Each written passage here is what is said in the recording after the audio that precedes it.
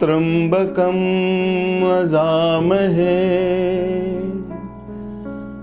सुगंधिं पुष्टिवर्धनम्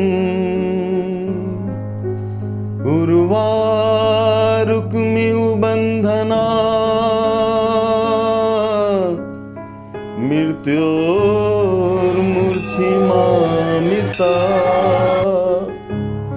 ॐ सहना भवतु सहनो भुनक्तु सह वीर्यं करवावहे तेजस्विनावधीतमस्तु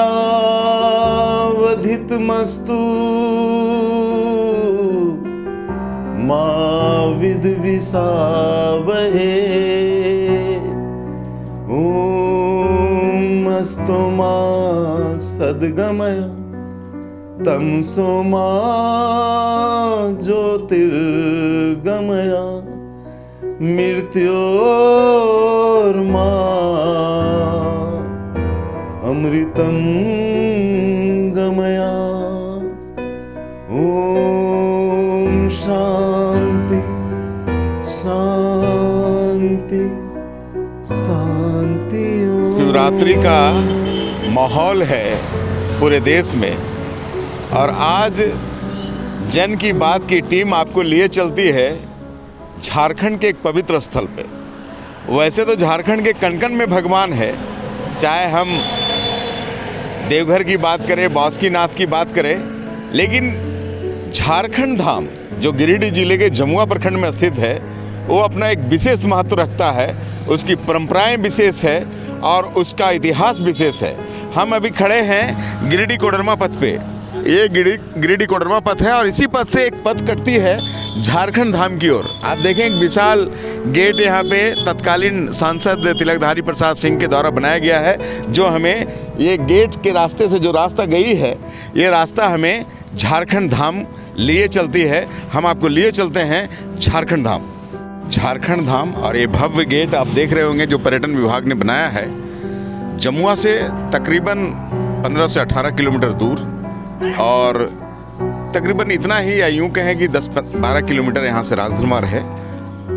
ये इरगा नदी है और इसी नदी के तट पे बाबा भोलेनाथ का ये भव्य मंदिर यहाँ पे विराजमान है, जो आप देख रहे हैं। यहीं से सीढ़ियाँ हैं और जो बाबा के दरबार की ओर ले जाता है और यहाँ कई विशालकाय मंदिर हैं, पुरातन मंदिर हैं और इसी इरगा नदी के किनारे ये पवित्र धाम अवस्थित है। झारखंड विश्व का एक अलौकिक पीठ है। इस पीठ के सामने और कोई पीठ नहीं हो सकता। सांसद यहाँ के कोडरमा सांसद डॉक्टर रविंद्र राय के सौजन्य से बन पाया था और इस विशालकाय बजरंगबली की प्रतिमा को भी देखने और दर्शन करने के लिए लोग यहाँ पधारते हैं। आप देखिए कितनी भव्य प्रतिमा है। अभी मधुमक्खियों का डेरा वहाँ पे है, प्रतिमा के चारों ओर इर्द गिर्द आप देख सकते हैं, लेकिन ये भव्य प्रतिमा आसपास के कई जिलों में चर्चा का विषय है। इस प्रतिमा का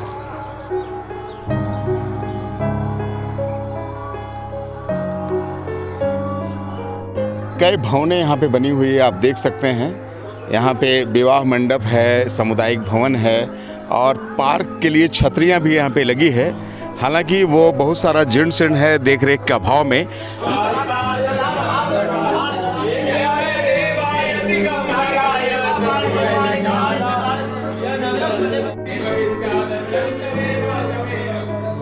देख रहे हैं मंदिर भगवान महादेव का और ये मान्यता है कि जब जब इस मंदिर का छत की ढलाई की गई तब तक कुछ ना कुछ अनहोनी हुआ, ऐसा लोग बताते हैं और इसीलिए ये मंदिर खुला मंदिर है। ये एक अनूठा मंदिर है। आप जहाँ भी मंदिर देखे होंगे तो उसकी एक छत होती है, एक गुंबद होता है, लेकिन ये एक अनूठा मंदिर है झारखंड धाम का जो छत नहीं चाहते बाबा। और पौराणिक कहावत है, पौराणिक गाथा है इनकी कि यहाँ पे जिसने भी छत ढालने का प्रयास किया कुछ ना कुछ अनिष्ट हुआ। हम यहाँ पे मंदिर न्यास समिति के अध्यक्ष हैं यहाँ पे बाबा जी, हम इन्हीं से जानना चाहते हैं मंदिर का और क्या इतिहास है। राजे में छतवीन मंदिर है कि यहाँ पर अर्जुन को पशुपात्र भगवान शिव ने किराता रूप में दिए थे, जो पांचों पांडव इधर से गुजरे थे। पूरे भारत में एक साथ दो शिवलिंग नहीं है, जो झारखंड धाम में ही है। यहाँ पर लोग का काल सर्प का दोष भी घटित होता है, जो उज्जैन महाकाल, वहाँ लोग नहीं जा पाते हैं तो झारखंड धाम में आते और अपना काल सर्प दोष का घटित करते हैं। मंगलवर्ती, मंगलवर्ता, शनिवर्ती, मार्केश जो भी व्यक्ति को होता है यहाँ पर घटित होता है। यहाँ पर सबसे मांगने का है कि एक साथ दो शिवलिंग है, एक मनोकामना बाबा, एक शंभुलिंग है, इस स्वयं प्रकट नहीं है। शिव पुराण में भी इसका बताते हैं कि ऐसा धाम, ऐसा जगह, ऐसा शिवलिंग मैंने आज तक नहीं हिंदू धर्म में कहीं कहीं तीर्थ में देखे हैं जो एक साथ दो शिवलिंग है। तो ये अनूठा है और इनका इतिहास अनूठा है।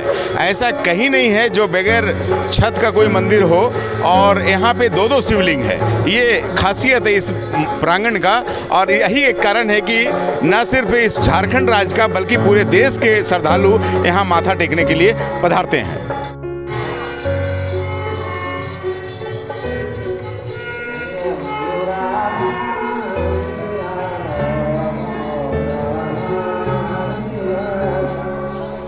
जैसा कि मैं पहले बताया कि भारत के कण कण में भगवान विराजते हैं और यही हाल झारखंड का है। झारखंड के नाम मैं समझता हूँ कि झारखंड धाम के नाम पे ही पड़ा।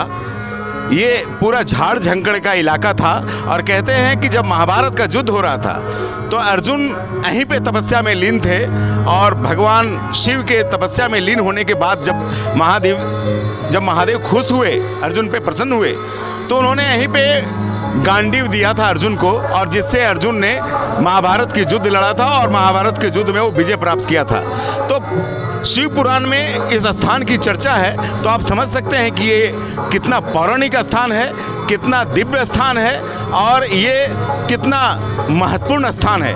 यहाँ पे ये मान्यता है, लोगों को ये मान्यता है यहाँ की प्रचलित कि यहाँ पे जो भी लोग मनोकामना के लिए आते हैं उसकी मनोकामना पूर्ण होती है। शिवरात्रि मेला अभी 2 दिन लगने वाला है और ये पूरा परिसर आपको उस दिन खचाखच भरा मिलेगा। इतने भक्त यहाँ पे आते हैं, दूर दूर से आते हैं और ये मान्यता है कि जब किसी व्यक्ति को खास करके शारीरिक कष्ट होता है या और किसी तरह का कष्ट होता है तो भगवान के दरबार में आते हैं, यहाँ वो धरना देते हैं और महीनों सालों यहाँ पे धरना पे रहते हैं।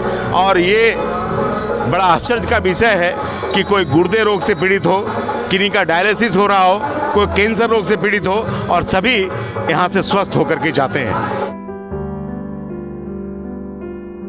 आप देखे होंगे पूरे हिंदुस्तान में कि एक अर्घा में 2 लिंग नहीं है और यह मंदिर छत विहीन है।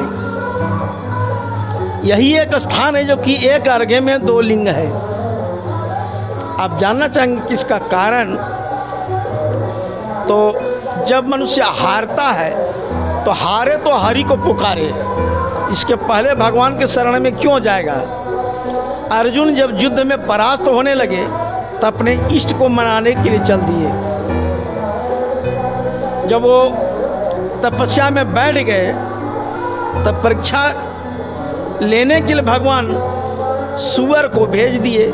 सुअर जब अपने भाषा में आवाज़ देने लगा तो इनकी तपस्या में बाधा होने लगी, तो उसने उठा करके बाण मार दिए। जब बाण मारे इस बीच एक बाण और लग गया, दोनों बाण एक बार लगा। इसी बीच किरात वेशधारी भगवान भोलेनाथ सामने आ गए और बोले कि मेरे बाण का शिकार है। अर्जुन बोले मेरे बाण का शिकार है। दोनों में वाक युद्ध होने लगी। तो अर्जुन बोले कि हे किरात, तुमको अभी मैं बाणों की भाषा से समझाता हूँ।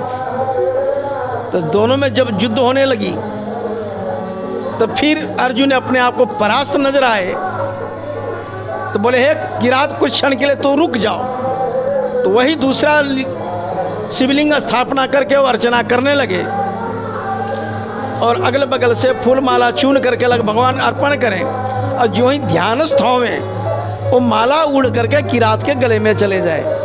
ये जब आंख खोलें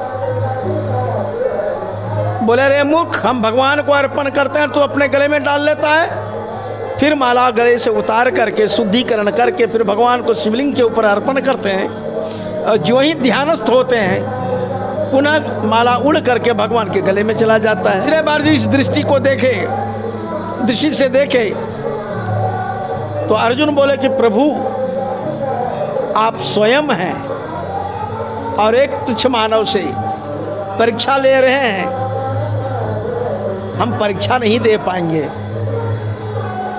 तब वो भगवान बोले कि रात वेशधारी शंकर जी अपने रूप में के हे अर्जुन, यह गांडीव हम तुम्हें देते हैं कि यह गांडीव चलाने लायक तुम ही है। तो दूसरा लिंग वो है।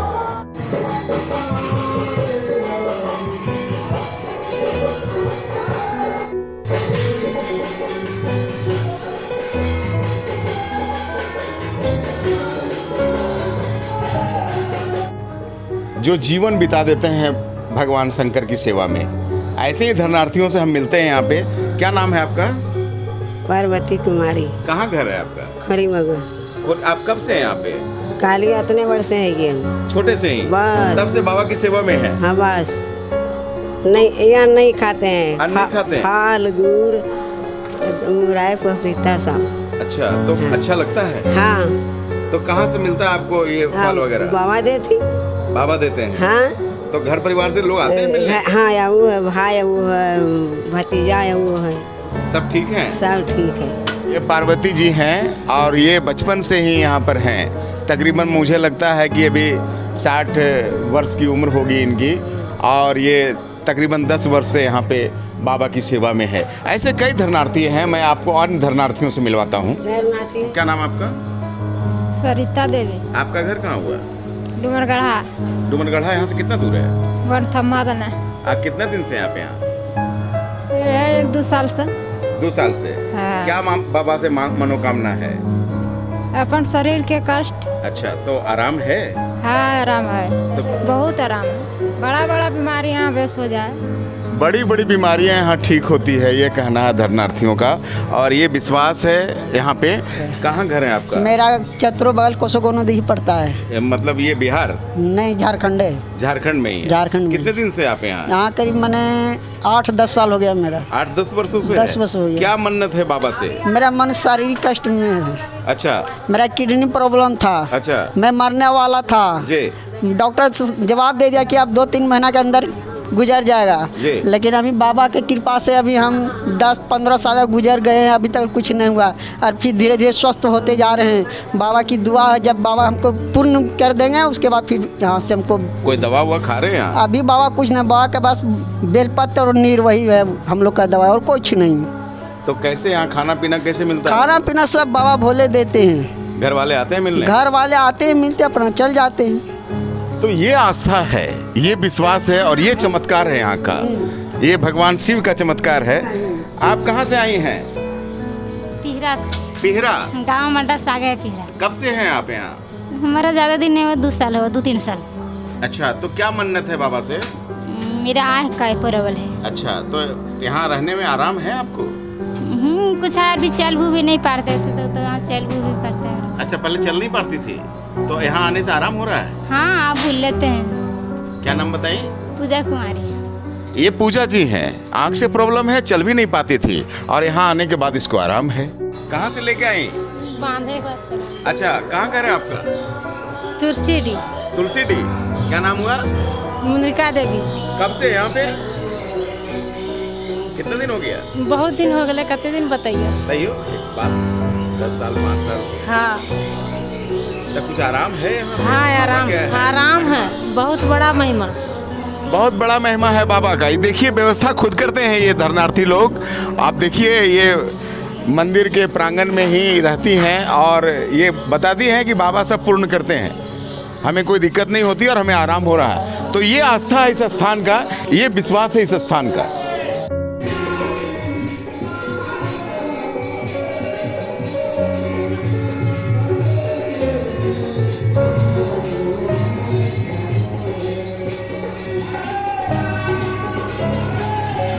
शिवपुराण में कहीं उल्लेख किया है कि रावण 10,000 वर्ष कैलाश पर्वत पर तपस्या किया, जब उसकी मनोकामना पूर्ण नहीं हुई, भगवान प्रसन्न नहीं हुए, तो उसने बोला है कि स्थानम मया त्यक्त्वा तु गम्यते दक्षिणे वृक्ष खंड की।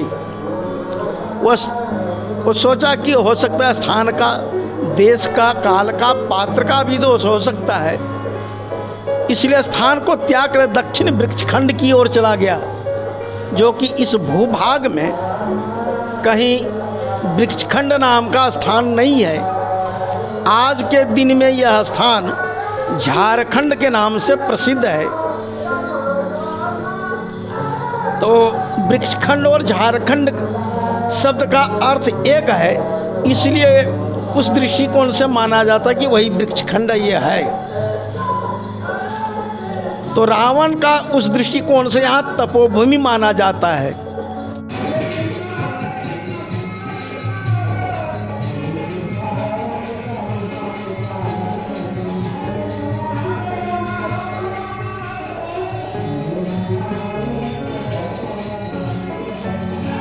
आस्था का चरम है यहाँ पे। मैं आपको बता दूँ, ये देखिए तकरीबन 100 महिलाएं यहाँ पे आई हैं, जो बराबर आती हैं और बाबा की सेवा में पूरे प्रांगण को साफ करती है। क्या नाम हुआ आपका? रीता देवी। हैं? रीता देवी। कहाँ से आई हैं आप? कवाड़ से। कुआड़ से। और आपका? सुदामा देवी। और आप? सुनीता देवी। आप? ईश्वरी देवी। आप? देवंती देवी। तो ये इतनी महिलाएं हैं, आप कहाँ से आई हैं? कुआड़ से। धनेडी मेरा घर है। धनेडी? हाँ। क्या नाम हुआ? उषा देवी। क्यों आई यहाँ पे? पूजा करने के लिए, साफ सफाई करने के लिए आए थे। अच्छा, तो ये बराबर आती है? हाँ, महीना में एक बार। हम फर्स्ट बार इस बार आए हैं। लेकिन आपके गांव के महीने में बराबर आते हैं? हाँ, एक बार आते हैं सब। आप पूरा साफ करते हैं? हाँ, पूरा कुंड उंड साफ किए, जो छूटा सो रहा फिर अगली बार। अच्छा, इससे लाभ पुण्य के लिए, अपना धर्म, अपना जीवन समर्पण के लिए। अच्छा, बाबा को तो स्वेच्छा से आते हैं, कोई पैसे का लेन देन नहीं कुछ होता, नहीं, अपना मन है। अपना मन है सर। तो ये आस्था है। आप देखिए महिलाओं की पूरी टीम है और ये कहती हैं कि प्रत्येक माह हम आते हैं बाबा के दरबार में और बाबा का पूजा अर्चना भी करते हैं और बाबा के दरबार को साफ सफाई करके जाते हैं। तो आस्था है कि यहाँ समुंदर की लहरों की तरह हिलोरे मारती है। शिवगंग है, आप देख सकते हैं। यहीं पे जो भक्तगण होते हैं, महिला या पुरुष, वो वहीं पे स्नान करके और यहीं का जल लेकर के उस कूप, आप दूर से देख रहे हैं वो कूप है, महिलाएं स्नान कर रही है, तो वहीं का जल लेकर के बाबा पे चढ़ाते हैं। लेकिन आप देखिए यहाँ के प्रबंधन का स्थिति क्या है। ये पूरा शिवगंग इतना गंदा है कि इसको मैं क्या कहूँ। पूरा कचरा जमा हुआ है इस पानी में। ये पानी स्वच्छ होना चाहिए, साफ होना चाहिए और प्रबंधन को इस पर ध्यान देना चाहिए, ताकि जो दूर दूर से लोग आते हैं, यहाँ पे भक्तगण आते हैं, वो स्वच्छ पानी में स्नान कर सके, स्वच्छ पानी से बाबा का अर्पण कर सके।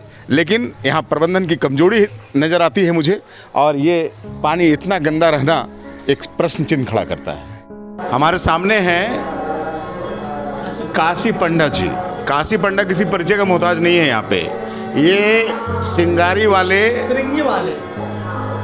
अच्छा, ये श्रृंगी वाले मठाधीश हैं और इन्हीं से हम जानेंगे श्रृंगी वाले मठाधीश का क्या मतलब है और इस स्थान का महत्व क्या है, यहाँ कैसे मनोकामनाएं पूर्ण होती है और इस स्थान का इतिहास क्या है। श्रृंगी वाले का अर्थ होता है जो कि प्रतिदिन या शिववास को देख के रुद्राभिषेक करते रहे। रही बात छठ नहीं है, तो एक कोई वीर सिंह नामक व्यक्ति थे, तो उनका अबरक का माइंस चलता था, तो माइंस में पानी भर गया। पानी भरने के बाद वो बहुत तरह का मशीन लगाए, नहीं सूखा, तो खोजते आए यहाँ पर। वो धारणा दी, उनको स्वप्न मिला कि तुम 6 आना हमें देना, 10 आना तुम रख लेना।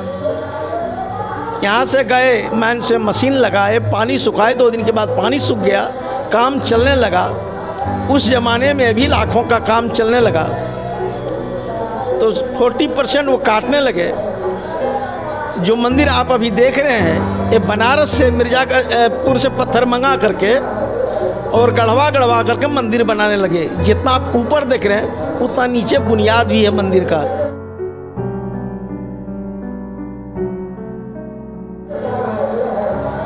तो उनके मन में आया कि मंदिर बनाना है तो 20% में भी बन जाएगा।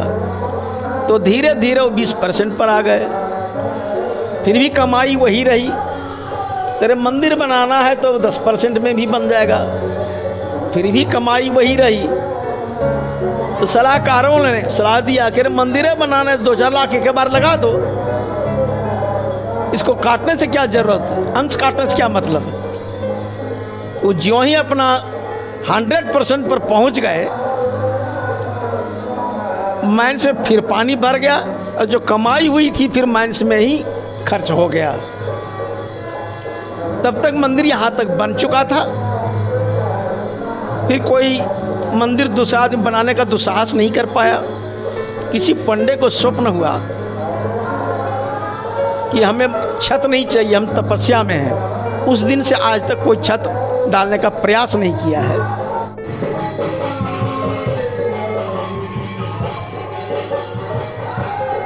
मेला परिसर में हम लोग हैं, पूरी टीम है। और आप देखिए जिस थाना क्षेत्र में ये पूरा परिसर पड़ता है, हिरोडी थाना क्षेत्र में, उनके प्रभारी राधेश्याम पांडे भी यहाँ पे मौजूद है।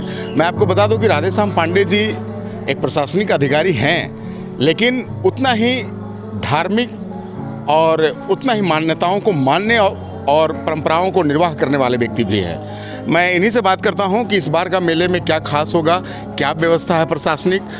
इस वर्ष महाशिवरात्रि के शुभ अवसर पर जो मेला का आयोजन होगा, उसमें सरकार का गाइडलाइंस पालन करते हुए श्रद्धालुओं को दर्शन कराया जाएगा। और इसमें हम लोग सभी प्रशासन के व्यक्ति जो है ये मेला सफल करने के लिए सभी तत्पर हैं। पूरी तैयारी हो चुकी है। सरकार का मुख्य रूप से जो गाइडलाइंस है, प्रोटोकॉल को पालन करते हुए और श्रद्धालुओं को दर्शन कराया जाएगा। और इसके लिए पूरा प्रशासन हम लोग मुस्तैद हैं। तो ये एक दायित्व होता है ना चाहते हुए भी कि जो प्रशासन का प्रोटोकॉल है, जो सरकार का प्रोटोकॉल है, उसको प्रशासनिक पदाधिकारी को फॉलो करना पड़ता है, उसको लागू करवाना पड़ता है। यहाँ की प्राचीन कथा है कि हमारे पूर्वज 300-400 बरस से पूजा करते आ रहे हैं। उसमें बड़ा सघन जंगल था यहाँ। तो जानकारी कैसे हुई? जंगल में चरवाहा लोग अपना जानवर चारा करते थे। प्रतिदिन पहले वो बैर चूर चूर के खाया करते जंगली फल, तो प्रतिदिन का स्वाद अलग अलग होता था। तो किसी ने कहा कि अरे शंकर जी है जो अभी शिवगंगा सामने है, तो एक गड्ढे के रूप में था, उसी से स्नान करके जल ला करके चढ़ा दिया। उसकी भी मनोकामना पूरी हो गई। तो कुछ दिन तक वो सेवा किया, उससे सेवा नहीं हो पाया। हमारे पूर्वजों को बोला 300-400 वर्ष पहले, तो हमारे पूर्वज जंगली जानवर के भय से ढोल नगाड़ा के साथ आते थे, पूजा करके चले जाते थे। उसमें एक छोटी सी दीपक जला के चले जाते थे और सुबह आते थे तो वो दीपक को जलता हुआ पाते थे। आज भी यहाँ श्रृंगार पूजा होती है, आज भी घी का दीपक जलता है। आज 12 घंटे का जलता है। आज घी का मात्रा बढ़ा के दिया जाता है। जो श्रृंगार पूजा में अपनी मनोकामना के लेकर अखंड दीपक जलवाता है, जिसका रात भर जलते रह जाता है, उसकी मनोकामना निश्चित पूरी होती है। आज अपने जीवन में हम 95% लोगों को देखे हैं कि यहाँ जो भी आया किसी का झोला खाली नहीं गया और आज वो खुशहाल है।